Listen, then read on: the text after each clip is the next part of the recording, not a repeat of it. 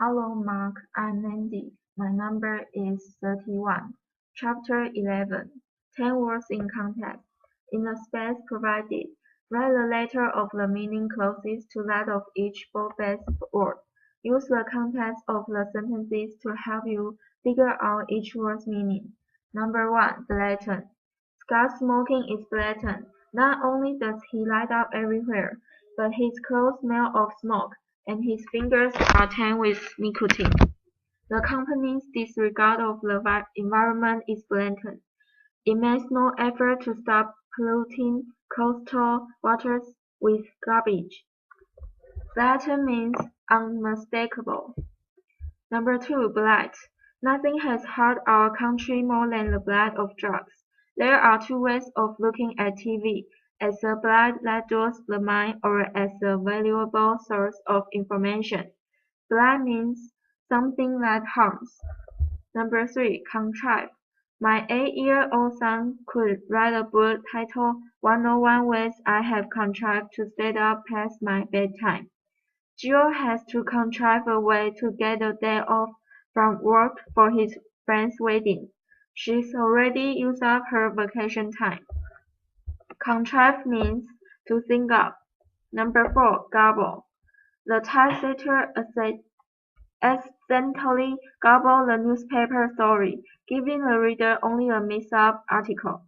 The company had gobbled the assembly instructions so badly that we were constantly confused about which step to do next.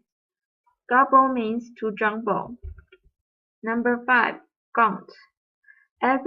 Abraham Lincoln's beard made his gaunt face look fuller. Sharon's eating disorder, called anorexia nervosa, had made her so gaunt that she looks like a walking skeleton. Gaunt means very thin. Number 6. Gloat. The coach told his team, "There's only one thing worse than a sore loser, and that's a mean winner. Don't gloat." Nell's sister always tattles on him and then gloats when he's punished, saying, "I told you so."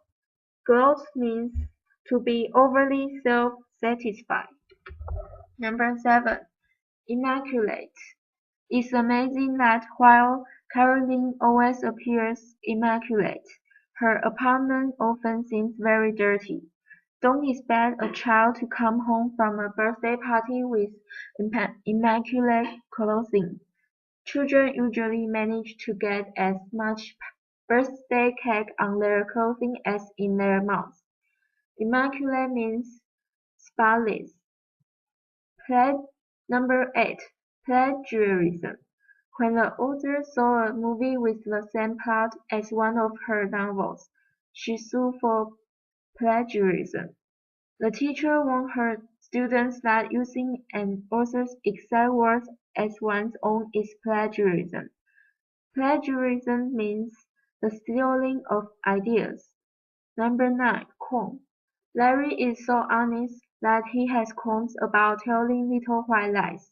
For instance, it bothers him to say he likes a friend's new haircut when he really doesn't. After hiding Lori's bike as an April Fool's joke, I began to have qualms. What if she thought it was stolen and called the police? Qualm means a guilty feeling. Retaliate. When I broke my sister's stereo, she retaliated by cutting the cord of my Sony Walkman earphones. When Ren refused to pay his little sister for washing his car, she retaliated by washing it again, with its windows open. Matching words with definitions. Following are definitions of the 10 words. Clearly write or print each word next to its definition. The sentences above and on the previous page will help you decide on the meaning of each word. Number 1. Qualm. An uneasy feeling about how right or proper a particular action is. Number 2. Garble. To mix up or confuse, as a story or message, scramble. Number 3. Gloat. To feel or express delight or self-satisfaction, often spitefully. Number 4. Blight. Something that weakens, damages, or destroys. Number 5. Plagiarism. Using someone else's writing or ideas as one's own. Number 6. Contrive. To plan cleverly, think up. Number 7. Retaliate. To return an injury for an injury, pay back. Number 8. Blatant. Very obvious, often offensively so. Number 9. Immaculate. Perfectly clean. Number 10. Gaunt. Thin and bony. Caution: do not go any farther until you are sure that above answers are correct. Then you can use the definitions to help you in the following practice. Your goal is eventually to know the words well enough so that you don't need to check the definitions at all. Sentence check 1. Using the answer line provided, complete each item below with the correct word from the box. Use each word once. An immaculate house may be a sign that someone has nothing better to do than clean. Blight. Child abuse is an awful blight on the physical and mental health of our youth. Number 3. My aunt refuses to drive Mr. Elson to bingo because he glows so much when he wins, which is often. The F's and D's on my brother's report card are blatant evidence of how little he has studied this term. Emilio still hopes to contrive a way to get Rita to go out with him, even though she's refused him 4 times. When my friend Jamie left a message with my little brother, inviting me to go to the mall, he gobbled it so badly that the message I got was, "Jamie wants you to go play ball." Every time the Hatfields harmed the McCoys, the McCoys would retaliate, so the feud went on for years.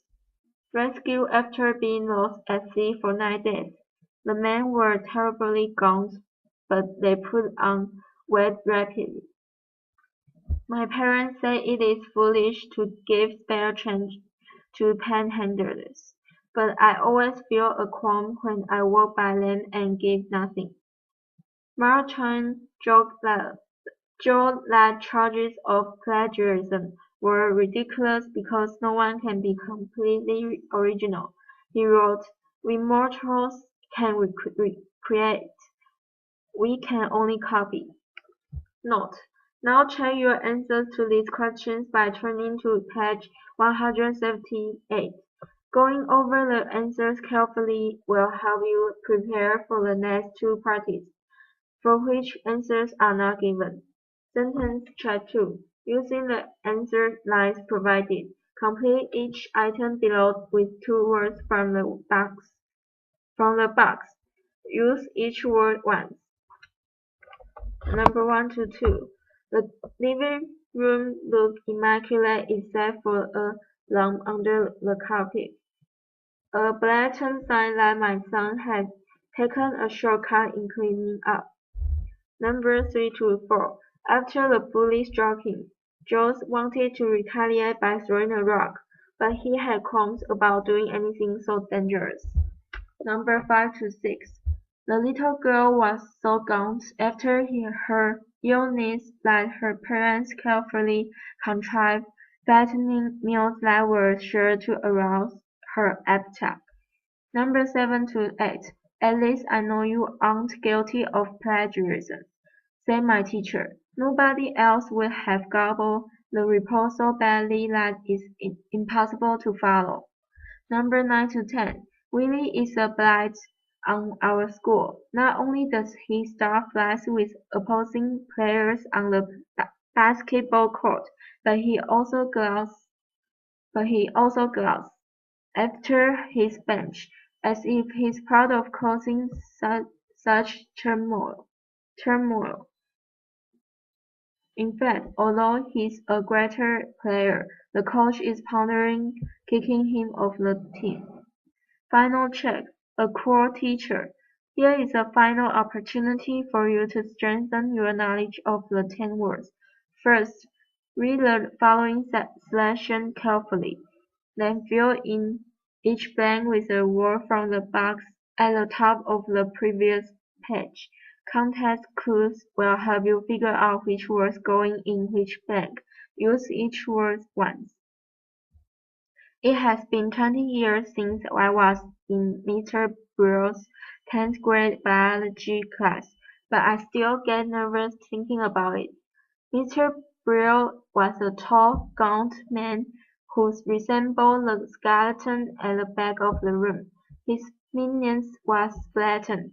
For his most difficult questions, he would call on the shyest kids, those most vulnerable to the pain of embarrassment, and when they nervously gobbled their answers, he would gloat as if their poor performance were a personal victory for him. The discomfort of some of his victims was almost tangible, nearly as solid as the wooden pointer, with which he sometimes loudly slammed across his desk just to shock us. He seemed to contrive situations just to make us miserable. For example, if our fingernails were not immaculate, we were sent out of class, as if we needed clean hands to dissect a frog. One time I worked extremely hard on a paper for class, but he accused me of plagiarism. He said I must have copied it because I was too dumb to write anything that good. Without a qualm, he gave me an F, which ruined my average and demoralized me for the rest of the year. All of us students would imagine ways to get even with him, but we were too afraid to retaliate. Why a teacher like that was allowed to continue teaching was an enigma to us, one I still have not figured out. In all the years since, I've never met a person who was such a blight on the teaching profession. Enter your scores above and in the vocabulary performance chart on the inside back cover of the book. Chapter 12. 10 words parsed in context. Figure out the meanings of the following 10 words parsed by looking closely and carefully at the context in which they appear. Then, in the space provided, write the letter of the meaning closest to that of each word parsed. Number 1. Ate. ATE. Teachers often find it difficult to motivate students to learn eagerly. The TV history series fascinated viewers with such details as a 17th century English children's hospital that gave each child 2 gallons of beer per week. The word part 8 means cause to become. Number 2. By E-I-O. Helen Keller wrote a touching autobiography titled The Story of My Life. Biology is the science of living things, both plant and animal. The word part B-I-O means life. Number 3. Claim.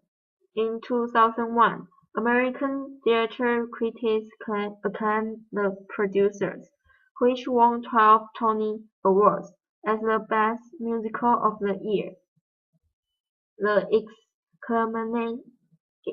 exclamation point emphasized passionate, sudden, and surprised outcries, such as "aha" and "that hurts." The word part claim or claim means cried out.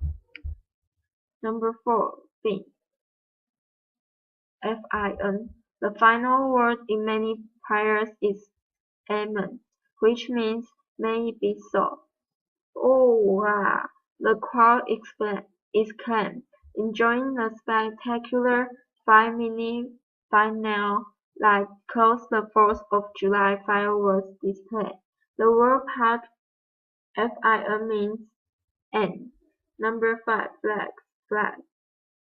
Gymnasts must be extremely flexible so that they can bend their bodies into many positions.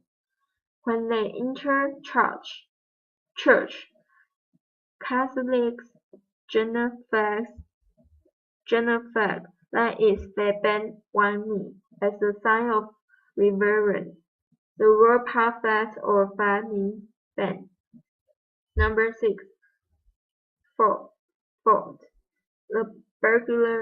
The burglar forcibly entered the home by breaking the kitchen window. The children made a high wall of pressed snow to fortify themselves against a snowball attack by the kids across the street.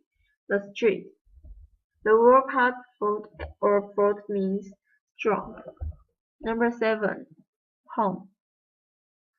We have done all that is humanly possible to save your grandmother's life, said the doctor. A resident of the shelter for the homeless complained. The treatment here is not humane. We want to be treated like people, not objects. The word part home means having to do with people. Number 8. Patrick. Mike just became a father, so he is taking 6 months paternity leave to help care for the baby. Patriotism was so strong that soldiers willingly risked their lives to defend their fatherland. The word pater or patri means father. Number 9. Sammy. My grandfather is only semi-retired. He works part-time as a plumber. I use semi-sweet chocolate in my frosting to keep it from being too bitter or too sweet. The word semi means partly. Number 10. WARD. Everyone at the fair looked skyward in horror as the colorful hot air balloon exploded. The children tried walking to school backward but gave up before even reaching the end of their block. The word means in the direction of. Matching word parts with definitions. Following are definitions of the 10 word parts. Clearly write or print each word part next to its definition. The sentences above and on the previous page will help you decide on the meaning of each word part. Number 1. Flat, bend. Number 2. Semi, partly, half. Number 3. BIO, life or living things. Number 4. Patri, father. Number 5. Cause to become. Number 6. Word, in the direction of, toward. Number 7. Claim, call, cry out. Number 8. Fault, strong. Number 9. Home, person, having to do with people. Number 10. Fin, end. Caution. Do not go any further until you are sure the above answers are correct. Then you can use the definition to help you in the following practice. Your goal is eventually to know the word parts well enough so that you don't need to check the definitions at all. Sentence check 1. Using the answer line provided, complete each italicized word in the sentences below with the correct word part from the box. Use each word part once. Little Jess loudly exclaimed that his father was the smartest man on the block. A biorhythm is any cycle of periodic changes in life, such as daily changes in body temperature. The jury found the disturbed young man, who had shot his father, guilty of patricide. After a cold rainy weekend of camping, the Boy Scouts were relieved to head homeward. My mother was so inflexible that she never once bent the rule and let me stay out past curfew. The candidate's for the candidate's forceful speech in favor of reduced military spending made a powerful impression on me. Uncle Ken was in a semi-private room in the hospital. The other man in the room had also suffered a heart attack. There were only two finalists in the last session of the talent contest, and both were country singers.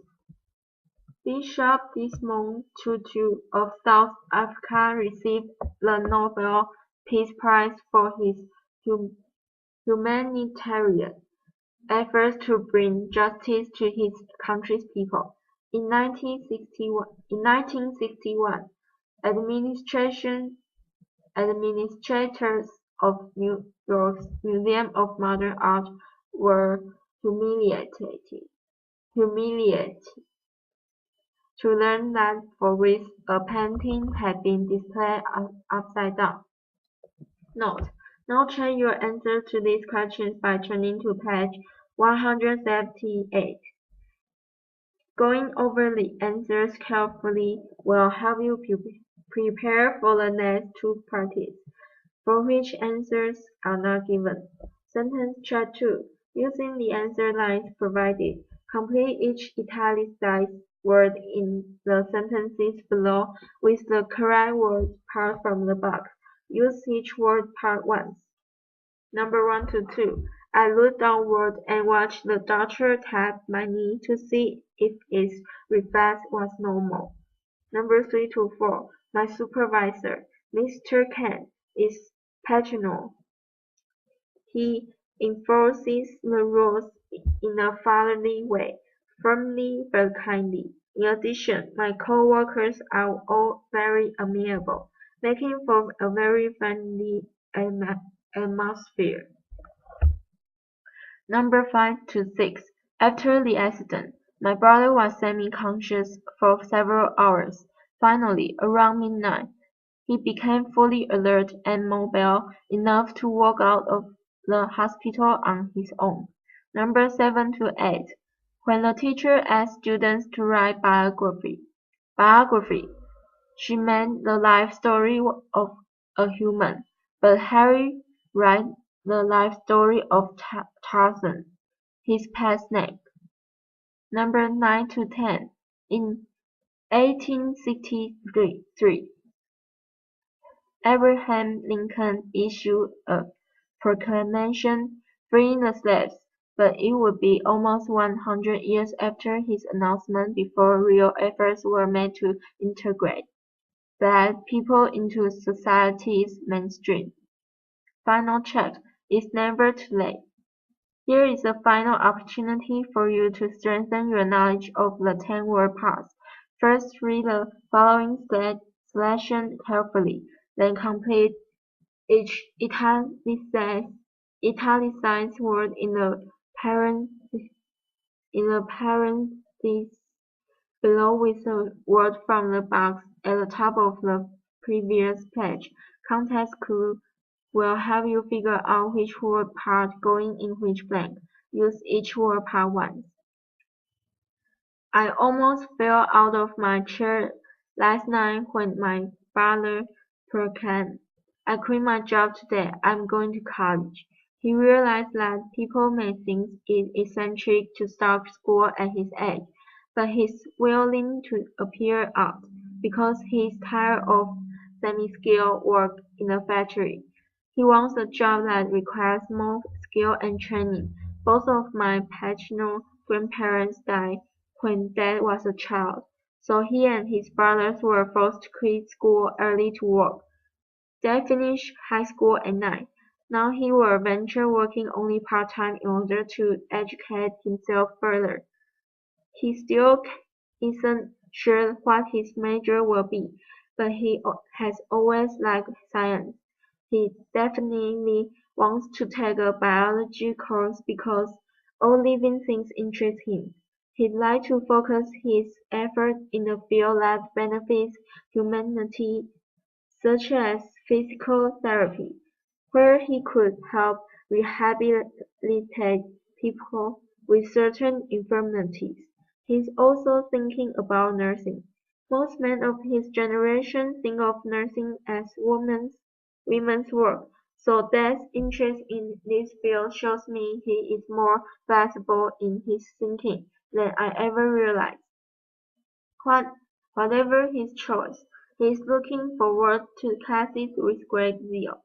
I know that when he finishes his schooling, no one will be prouder of him that than I already am. Enter your schools above and in the vocabulary performance check on the inside back cover of the book. Chapter 11 10 Words in Context. In the space provided, write the letter of the meaning closest to that of each boldest word. Use the context of the sentences to help you figure out each word's meaning. Number 1. Blatant. Scott smoking is blatant. Not only does he light up everywhere, but his clothes smell of smoke, and his fingers are stained with nicotine. The company's disregard of the environment is blatant. It makes no effort to stop polluting coastal waters with garbage.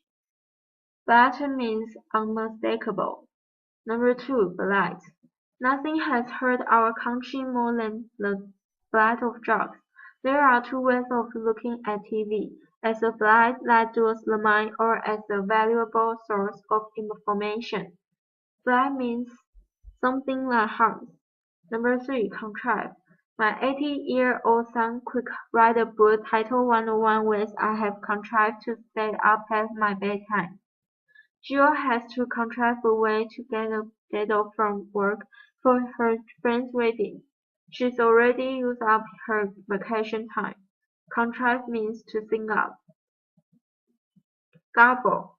The typesetter accidentally garbled the newspaper story, giving the reader only a mixed-up article.